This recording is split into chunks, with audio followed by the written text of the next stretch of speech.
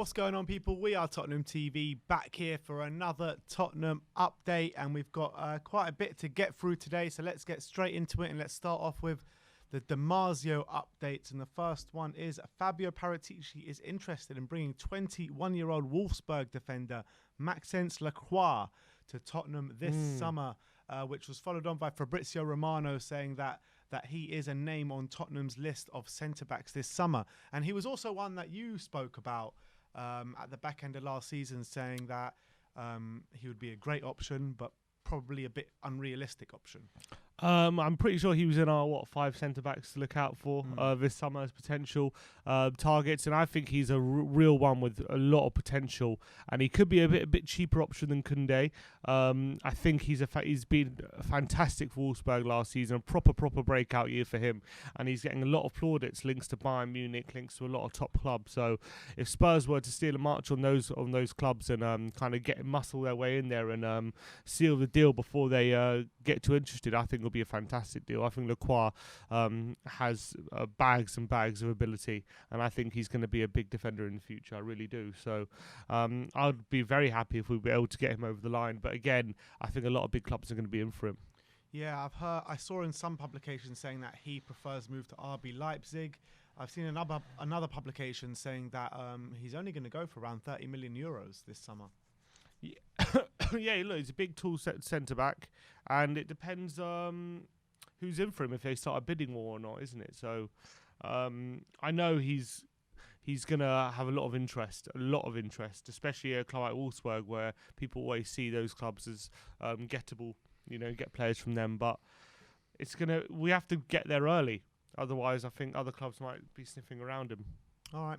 Let's move on to the next one from Damasio, and he says that Serge Aurier is a target for AC Milan this summer, but it does go on to say that AC Milan will wait a few more days for Diogo Dalot, otherwise they will turn their attention to Real Madrid or Di Rizzola, and Aurier is another option, but if they do not acquire these targets, Aurier could be a more complex operation, I'm guessing because of Daniel Levy.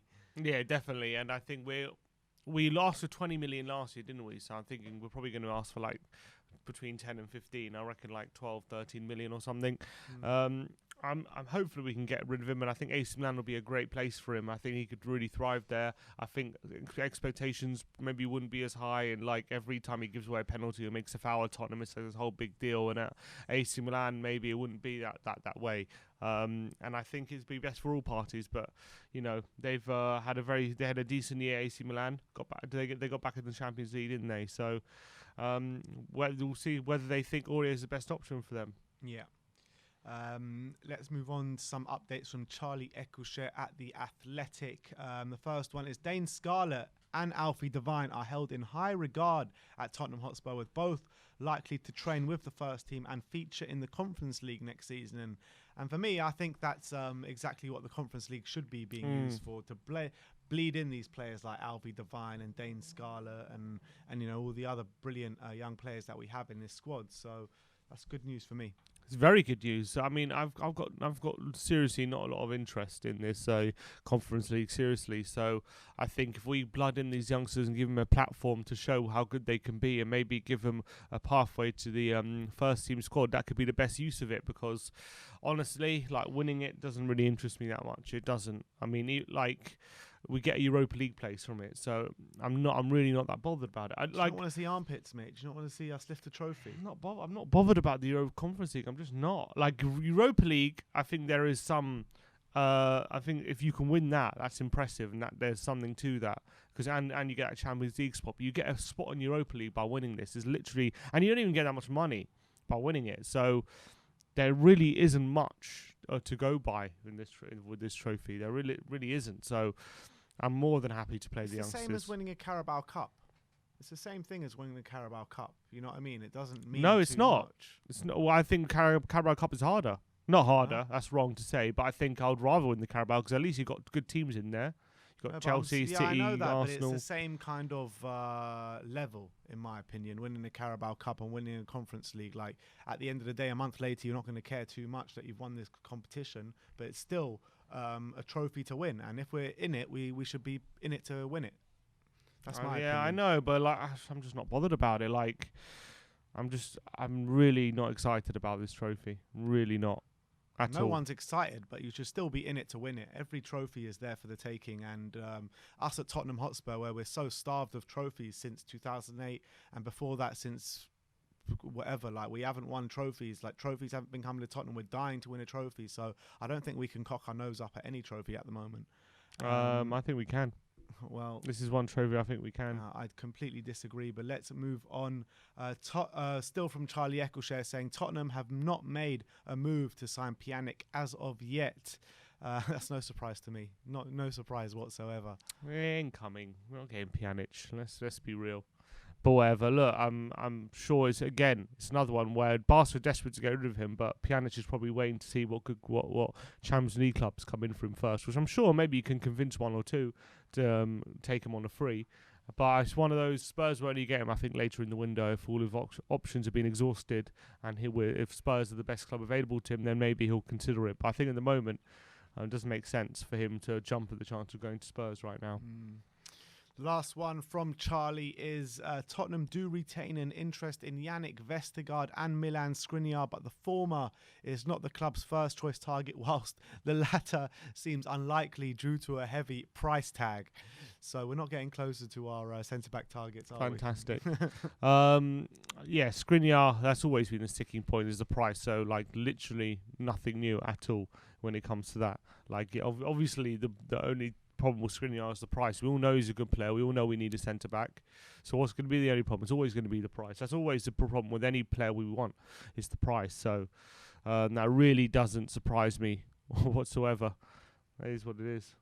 Who's the other centre back you said? Sorry, Vestergaard and Skriniar. Yeah, Vestergaard. So Vestergaard's not like our first choice by any stretch of the imagination. Yeah. And then I think we're going to look at other options, and then with Vestergaard having a year left, if we can't get anyone better, we'll go for him as a cheap option. Mike McGrath from The Telegraph says that Tomiyasu hopes of completing a deal to Tottenham during the Olympic Games. He is determined to move to the Premier League. Spurs have yet to meet the valuation of 21.5 million from his club, with the clubs understood to be around 5 million apart. I mean, why could it go so long, just being so small amount of money apart? It's just... That's Levy for you. It's Levy for you. He's going to drag it out. Never stops. He'll drag it out, whatever. He'll do when he does it. Like, I'm sure he might get a 500,000 off the price or something, and then he'll call it a success. So that's Levy. I'm sure this one seems like it's moving along though, so I'm sure it'll get done at some point. But knowing Levy, doesn't seem like it's moving along though, because they've been 5 million apart since when we first heard about this deal. I thought we were 3 million apart before. Now we're 5 million. Exactly, you know what I mean? So yeah, but I think it's going to happen. It sounds like it's a goer, but we'll see. We'll have to wait and see. Knowing Levy, you never know. It could do a last minute U-turn. He's done it 100 times. So, but I think it will get done. I think it makes sense that this one will get done. It does make sense, but they need to hurry up because they just take longer than they need to for no reason. Takes like a why? million years. Why? It makes no sense. Because he has to negotiate on every little thing, and he has to try and get as much money off on every little tiny thing as possible, and that's it. Foot Mercato saying that Thuram is a priority target at Tottenham since Paratici would track this internally. Thuram has good odds of joining Spurs, apparently. Oh, yeah? According to Foot Mercato? Yeah. Wait and see on that one, but how much they say he's going to cost? Doesn't say. So... that's always a sticking point, isn't it? That's always a sticking point. How much are you going to cost? Oh, he wants to come. We want him. That's great. Oh, he's going to cost 40 million. Well, no. He's going to cost 30 million. Oh, no. No. Oh, okay. He's going to cost 5 million. Okay, all right, we'll give you 5. Exactly. As opening offer. Dario AS says Chelsea now have made an approach to sign Tottenham target Jules Koundé. I always thought it was a bit unlikely for him to join us, and the Chelsea links do make sense to me, in my opinion. Yeah, but there's another Spanish publication just in the past 20 minutes saying Spurs about to make a bid. But yeah, that's because probably Spurs read this time. Exactly. And then it was, oh, go get our act together. But yeah, it's much more likely he joins someone like Chelsea. But then again, Chelsea do have quite a few options, don't they? You've got Silva, Rudiger, Christensen, who's had a great Euros. As Lacroix can play there, they play that back 3 system. So We definitely need him more than Chelsea, but Chelsea are not afraid to upgrade a position even when they've got players there. And so I wouldn't be surprised if they do go for him for about 55, 60 million and decide to have a centre-back who could be there for 10 years. Mundo Deportivo say Tottenham are now interested in Sevilla striker Yusuf Al-Nasri. Yusuf Al-Nasri, I think he's had a couple of good seasons now for Sevilla. But I saw another publication saying that Yusuf Al-Nasri is looking to leave Sevilla, but he's looking at a top tier of club and he doesn't establish Tottenham as one of them. We're definitely not at the moment, that's for sure. If I'm right in saying, he nearly joined West Ham. I think it was, in January, or maybe it was 2 Januaries ago. I can't remember exactly when. Very, very close to joining West Ham. But he's got a great scoring record last season for Sevilla. And I think he's a striker who could definitely help battle for the first team and play with Kane potentially and be another option. So I'll definitely be in favour of having him through the door because I think he's quite a good striker, I think. I quite like him. Yeah, I completely agree. We move on to the Daily Record, which is a Scottish publication. And they say Tottenham £5 million rated Cameron Carter-Vickers now has interested not just from Bournemouth but from Newcastle and Celtic as well. Can you see him going Bournemouth, to Newcastle and Celtic? Yeah. It's not bad, actually. Not a bad choice of clubs. I can see him going to Celtic and doing well. Can't see him going to Newcastle. Hear that little squeak from the Lost Boys still from 2 days ago. I can't see him going to Newcastle. But I can see Celtic or Newcastle. Bournemouth, obviously. Yeah, Celtic would be a great move for him. Celtic would be a very good move for him because it'll give him a chance to play Champions League football and it'll give him that regular game time. So I think it could be a very good. Even in the Champions League this year, Celtic. They finished in the top 2, didn't they? I thought it's only top 1 going the Champions League. No, top 2. You sure? Pretty sure. Okay. Qualifying, but yeah. Okay, so Rangers, did they not qualify? They lost in the qualifying last year because I don't remember seeing them in the qualifiers. I'm pretty sure they did lose in the qualifying. Yeah, I'm pretty sure they did. Fair enough. Yeah. So I think Bournemouth or Celtic could be very good moves to him. Let's move on. Ali Gold talking about Ollie Skip, saying his recovery from his surgery is going very well and it all remains on track. He could be introduced to Nuno's squad as early as next week in terms of pre-season. That's good. I thought he was going to be out for a lot longer.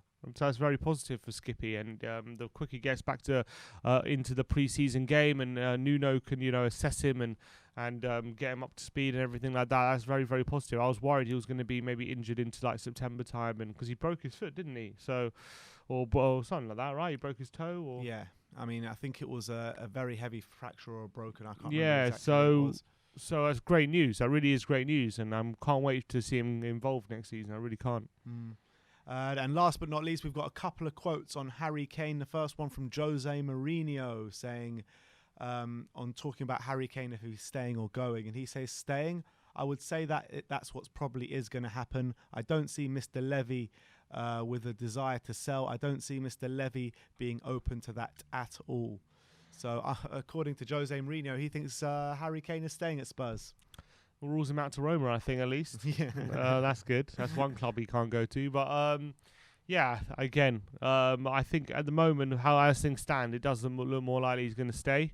Especially the quotes from Guardiola and everything saying all the prices for strikers are too expensive and all that kind of stuff. So, it's going to be very difficult for him to leave in the summer. And even though he wants to, I do think he's prepared to stay for another year. So I think we'll have to wait and see what happens. And we also got a quote from Phil Foden on Harry Kane saying, 3 different finishes in training, 1 with the left, 1 with the right, and 1 with a volley. I think Harry Kane is the only one to score all 3 with his first attempt, which doesn't surprise me because he's one of the best finishers in football. That's Harry for you. That is Harry for you, isn't it? It's not even surprising reading that, is it? Come on, the training is meat and drink for him. He does he can do it with his eyes closed. We've seen he's the best striker in England. As is John Cooper laughing now? I say he's the best English striker ever. Honestly, he's getting there. He's getting there. I think he might be a top goal scorer in tournament football now. Exactly. Well past Wayne Rooney, he always kind of flopped in major tournaments. Everyone forgets that, except for the one in year 2004.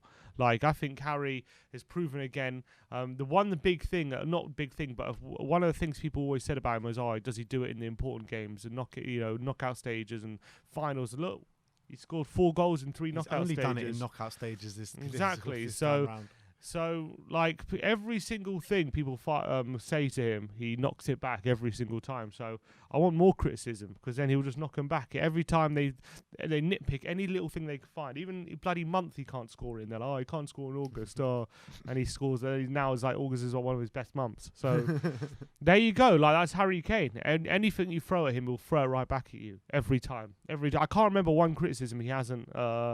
I guess one is not won a trophy. I guess that's the only one. That's Tottenham's fault. Soon comes Sunday, Harry, mate. exactly. Soon comes Sunday. Not for Tottenham, but at least you probably might win one now.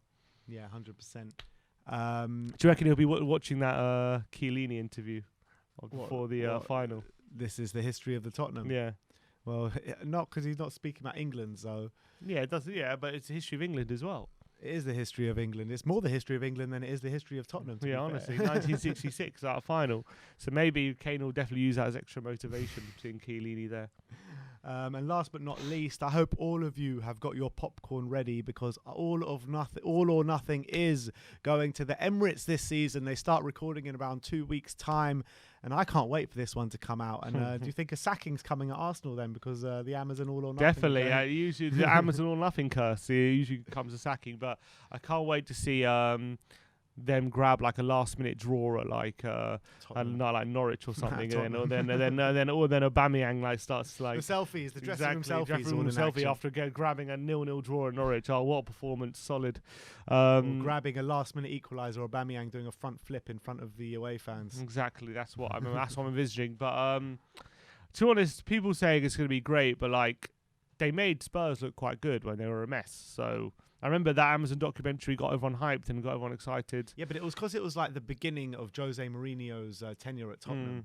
I think that's what made it look good, because it was more or less the Jose Mourinho show. Exactly. And it was like Jose trying to get Tottenham to... But we never saw the end story, did we, in the Amazon documentary? Well, but aren't they just going to make Arsenal look good? I don't know how they can.